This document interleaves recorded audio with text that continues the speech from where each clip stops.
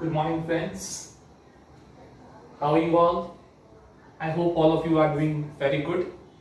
All of you are staying at home, enjoying the off days, enjoying the studies also. So many of you have taken good participation in the drawing competition also. So I appreciate all the participants. Dear students, as you know that nowadays with this online education, we are learning all the subjects at home.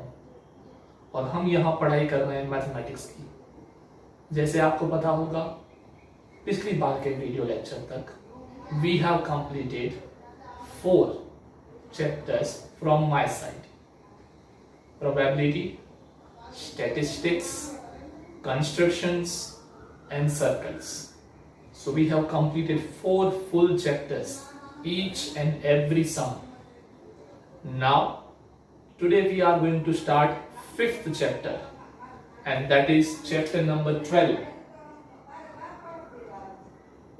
Name है area related to circles. Area related to circles chapter के हिसाब से 12th chapter. Okay, और हम जो यहाँ पढ़ाई कर रहे हैं उसमें लिए 5वां चैप्टर. 4 चैप्टर पूरा करने के बाद 5वां चैप्टर.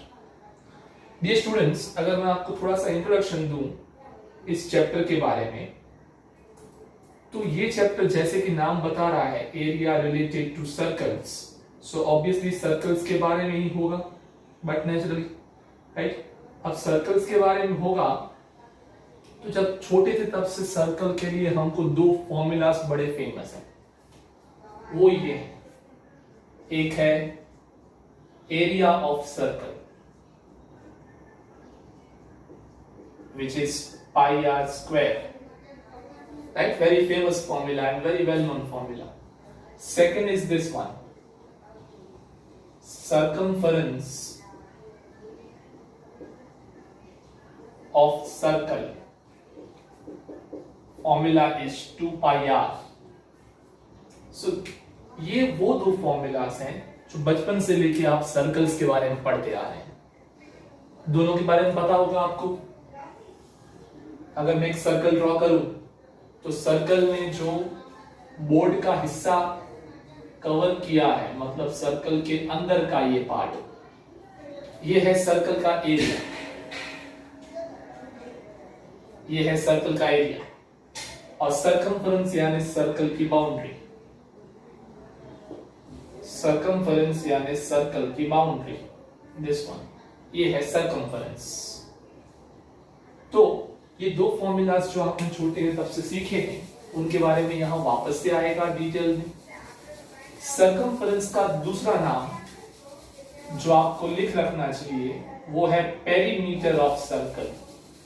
वैसे नॉर्मली पेरीमीटर वर्ड का मतलब हम क्या समझते हैं, ट्राइंगल का पेरीमीटर कोई बात करे तो क्या मतलब होता है उसका, सम ऑफ ऑल 3 साइड्स, उसको बोलते हैं पेरीमीटर. बट सर्कल की कोई साइड्स तो होती नहीं, तो सर्कल का पेरीमीटर यानी सर्कल का सर्कमफरेंस. ओके, तो सर्कल का सर्कमफरेंस, सर्कल का पेरीमीटर, या आखिरी एक और वर्ड वो है लेंथ ऑफ सर्कल. सर्कल की पूरी लंबाई कितनी है, तो सर्कल की लंबाई इज इट्स सर्कमफरेंस. तो ये 3 शब्द प्रयोग हो सकते हैं इस सर्कमफरेंस के लिए. तो उसका फॉर्मूला क्या है, 2 पाई आर, जहां आप पहचानते होंगे पाई एक कांस्टेंट है 22/7 और 3.14, and R is the radius of the circle. Similarly area of circle का एक ही नाम है एरिया, वहां भी आर रेडियस है और पाई वही 3.14 या 22/7. ओके, तो ये 2 फॉर्मूलास आपने अच्छे से छोटी क्लास में पढ़े होंगे.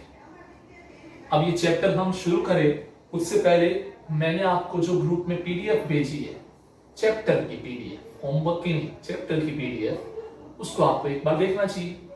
या तो अगर आपके पास पाठ्य पुस्तक टेक्स्ट बुक है तो उसमें देखना चाहिए. अगर आप देखेंगे आप पाएंगे सबसे पहला टॉपिक, ये चैप्टर शुरू हो रहा है पेज नंबर 223 पे. सबसे पहला टॉपिक जो है उसका नाम ही है perimeter and area of circle. पहले टॉपिक का नाम ही यही है, perimeter and area of circle. ये दो फॉर्मूलाज जो है, तो पहले इसके बारे में बात की है, फॉर्मूलाज दिए हैं, और फिर सीधी एक्सरसाइज 12.1 आ जाती है जिसके अंदर 5 क्वेश्चन हैं सिर्फ। तो इस एक्सरसाइज 12.1 करने से पहले सिर्फ यही दो फॉर्मूलाज का पता होना जरूरी है, बस, उससे ज्यादा कुछ नहीं। तो ये दो फॉर्मूलाज तो हमको बचपन से पता है, तो इन दो फॉर्मूलाज के बेस पे हम ये 5 सम्स करेंगे, 5 सम्स। Okay, exercise 12.1। ये मैं आपको सिर्फ थोड़ा सा इंट्रोडक्शन दे रहा हूं। ये पूरा हो जाएगा एक्सरसाइज 12.1, फिर कुछ नया आएगा जिसका नाम है area of sector and segment of circle. एक सर्कल का, जैसे ये सर्कल का एरिया है, ऐसे सर्कल का नहीं, सर्कल के लिए दो वर्ड आएंगे, सेक्टर एंड सेगमेंट। उनके एरिया क्या होते हैं वो हम 12.1 के बाद सीखेंगे कि पहले तो सेक्टर क्या होता है, सेगमेंट क्या होता है, और फिर उसका एरिया क्या है, उसका फॉर्मूला क्या है। तो ये 12.1 एक्सरसाइज के बाद का टॉपिक है। तो वो टॉपिक के फॉर्मूलास आएंगे, और वो टॉपिक के फॉर्मूलास पे बेस्ड फिर आएगी एक्सरसाइज 12.2, जो सेक्टर एंड सेगमेंट वाला टॉपिक है, उस पे आएगी एक्सरसाइज 12.2। एक्सरसाइज 12.2 में कुल मिला के 14 सम्स है। जैसे पॉइंट 1 में 5 सम्स थे, पॉइंट 2 में 14 सम्स आते हैं। तो ये ऐसे आएगा second topic. Okay, next one, third topic भी है इस चैप्टर में, which is area of combination of plane figures. एक तो ये फिगर आया सर्कल, अब कुछ नए शेप के फिगर आएंगे जिनका कोई नाम नहीं है। कॉम्बिनेशन मतलब उसके अंदर आपको कहीं सर्कल की दिखेगा, उसके अंदर कहीं आपको स्क्वायर भी दिखेगा, सेमी सर्कल भी दिख सकता है, ट्राइंगल भी दिख सकता है। So it will be a combination of plane figures. Okay, तो उनका एरिया कैसे ढूंढा जाए, how to find the area of mixing of figures, that will be the third topic. So this is the third topic. Based on this, you have exercise 12.3. In this exercise 12.3, there are, textbook says there are what? There are 16 sums. 1, 6, 16. Okay, in third exercise. After this third exercise, chapter is over. So basically there are 3 parts in this chapter. Part number 1, जैसे मैंने कहा ये वाला, this one, सिर्फ 5 sums हैं इसके। Part number 2 14 sums, and part number 2 16, part number 3 16 sums. So this is basic introduction of this chapter के इस चैप्टर में क्या क्या आने वाला है। तो आइए अब ये फर्स्ट पार्ट शुरू करते हैं, जिसके अंदर सिर्फ ये दो फॉर्मूलाज की जरूरत है। Let's start this part. So I am starting exercise 12.1. Okay, so you should read the question with me from your text book. So I am reading the question. You should read with me. Okay, I am writing data here. So exercise 12.1. Question 1. Question 1. It says the radii of two circles are 19 and 9. दो अलग अलग circle हैं, एक की 19 है, एक की 9 है. Find the radius of the circle whose circumference is equal to the sum of circumference of the given two circles. दो सर्कल गिवन है, एक की रेडियस है जिसको R1 नाम दे देते हैं, इट इज 19 सेंटीमीटर. एक और सर्कल है, उसको R2, उसकी रेडियस को नाम दे देते हैं, वो है 9 सेंटीमीटर. हमको पूछा है तीसरे सर्कल की रेडियस, तो R3 मैं नाम दे देता हूं, वो पूछा है, so question mark. But what is the condition? जो ये तीसरा सर्कल है उसका सरकमफरेंस, जिसको मैं C3 नाम दे देता हूं, so C3 is equals to C1 plus C2. पहले दो सर्कल्स का सरकमफरेंस का सम मिला के तीसरे सर्कल का सरकमफरेंस बनता है. This is what it's given to us. Okay, so now let's start this one. How will we solve? I am writing the solution. Common sense की बात है कि यहाँ पे यही काम आएगा फॉर्मूला सरकमफ्रेंस वाला। तो मैं इस डेटा से शुरुआत करता हूं कि यहाँ गिवन है C3 is equals to C1 plus C2। This is given in the question. अब मैं सारे फॉर्मूला पुट करता हूं। C3 मतलब तीसरे सर्कल का सरकमफ्रेंस। अब तीसरे या 50वें कोई भी सर्कल सरकमफ्रेंस तो 2 पाई r ही होता है, तो वैल्यू पुट करता हूं 2 पाई r। 2 पाई r, लेकिन r नहीं, मैं क्या लिखूंगा r3। क्यों r3? बिकॉज तीसरे सर्कल की radius is equal to 2 pi r1 plus 2 pi r2। पहले दो सर्कल की रेडियस का प्लस मिला के तीसरे सर्कल की पहले दो सर्कल का सरकमफ्रेंस मिला के तीसरे सर्कल का सरकमफ्रेंस बनता है। अब आगे बढ़ते हैं इसके अंदर। अब यहां आपको एक बात ध्यान देनी है कि जो कॉमन निकल सके उसको कॉमन निकाल दे। तो क्या है यहां पे कॉमन? राइट हैंड साइड पे दोनों के पास 2 पाई है ना? सो 2 पाई कॉमन निकाल लें। बाकी क्या बचेगा? r1 plus r2। 2 पाई मैंने कॉमन निकाल लिया। कॉमन इसलिए निकाला क्योंकि दोनों साइड से 2 पाई कैंसिल हो जा रहा है। सो क्या आंसर बचेगा? r3 is equals to r1 plus r2। So very simple answer. r3 equals to r1 कितना था? 19 प्लस r2 कितना है? 9। So final answer of r3 is 28 centimetre. Final answer of R3 is 28 centimetre. और यही पूछा था। What was the question? Question क्या बोल रहा था? Find the radius of the third circle। तो आ गई ये थर्ड सर्कल की radius. Job is done. Okay, so ऐसा सिंपल सा था ये first question. Now let's go for the second question. What the second question says? Second question बिल्कुल इससे मिलता जुलता है। ये सरकमफ्रेंस के बारे में था, वो एरिया के बारे में। I am reading the question, मेरे साथ पढ़िएगा। It says the radii of 2 circles are 8 and 6 centimeter। So I am writing the data. So radii are 8 and 6 centimeter. So R1 is 8, R2 is 6 centimeter. Find the radius of the circle having area equal to the sum of areas of 2 circles. Find the radius of area। ऐसे circle की radius ढूंढे जिसका area ये दो circles के area के addition जितना होता हो।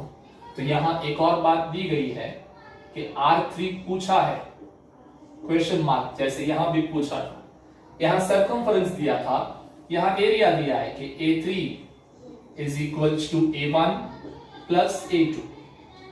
ये गिवन है। सो बिल्कुल इसी तरीके से हम सम करेंगे जो हमने पहले किया था। राइट? कैसे करेंगे? सबसे पहले इस डेटा का इस्तेमाल करता हूं कि here A3 equals to A1 plus A2। Here A3 equals to A1 plus A2। Let's put the formulas। A3 का फॉर्मूला एरिया है। What is the formula for area? Pi r square। So pi r square, but r की जगह लिखेंगे r3 क्योंकि area of third circle है। Equals to pi r1 square plus pi r2 square. सारे formulas put कर दिए। अब वापस वही बात, कॉमन निकालना है। तो लेट्स टेक आउट कॉमन। तो pi r3 square as it is, left hand side पे no changes. Right hand side पे पाई कॉमन ले ले तो क्या बचेगा? r1 square plus r2 square, ये बचेगा।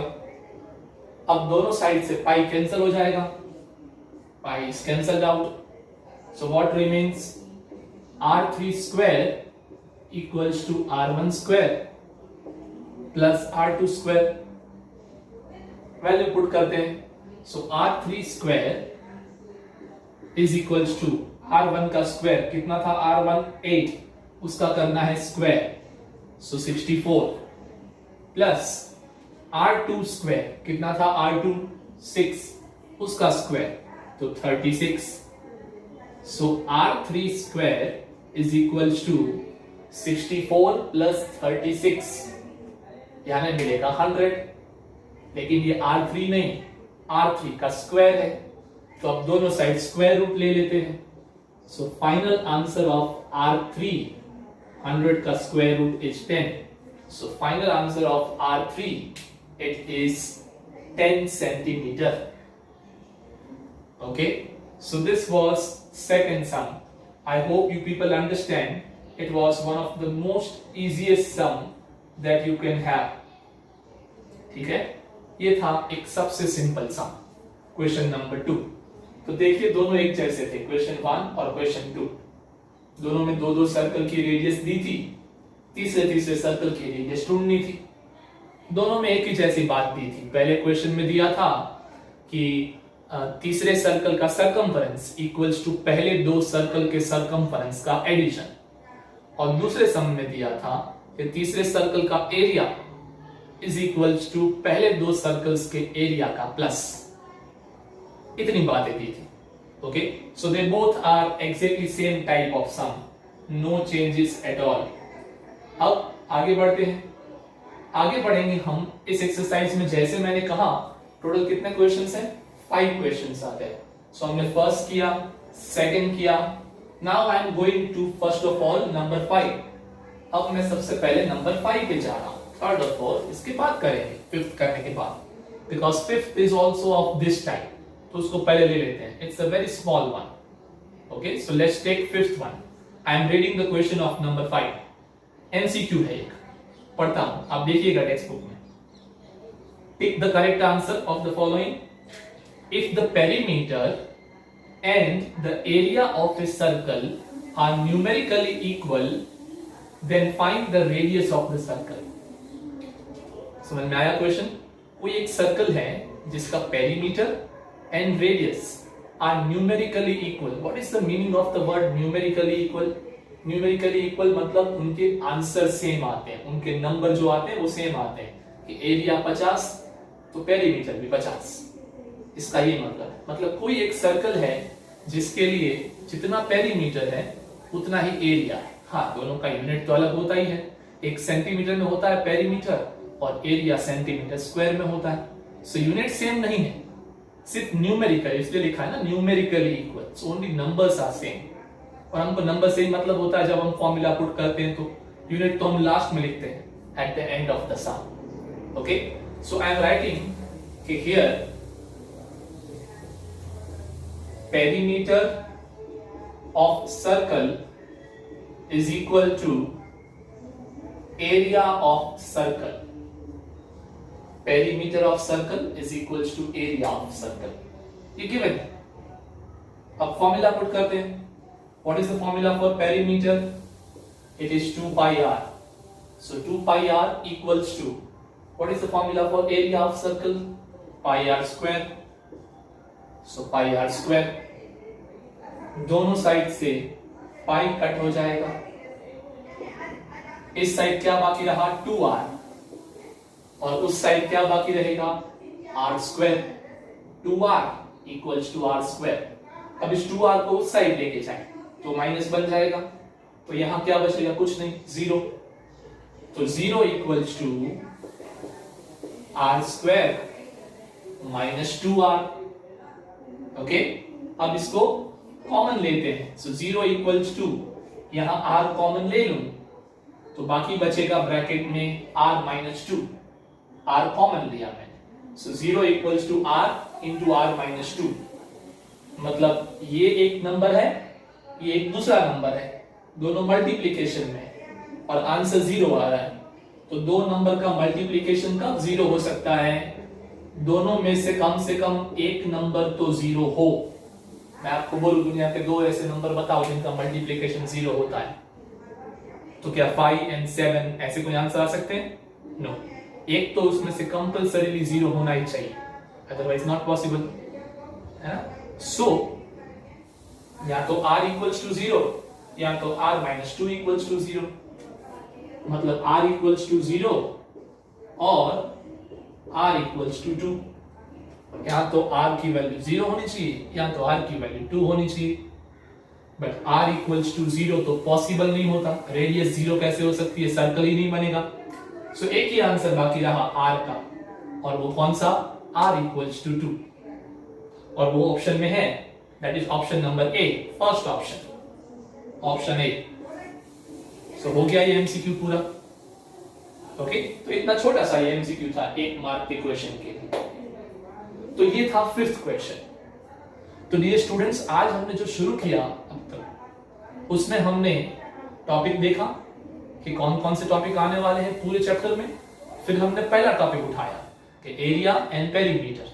तो पहला टॉपिक यानी पहली एक्सरसाइज, जिसमें कुल मिला के 5 सम्स हैं, उसमें से 3 हमने किए, first, second and 5th। Okay, 3rd and 4th हम अगले वीडियो लेक्चर में करेंगे। आज का आपका होमवर्क और कुछ भी नहीं, सिर्फ यही 3 सम्स को अपनी CW बुक में लिखना रहेगा, nothing else. Okay, so with this we are winding up today's session.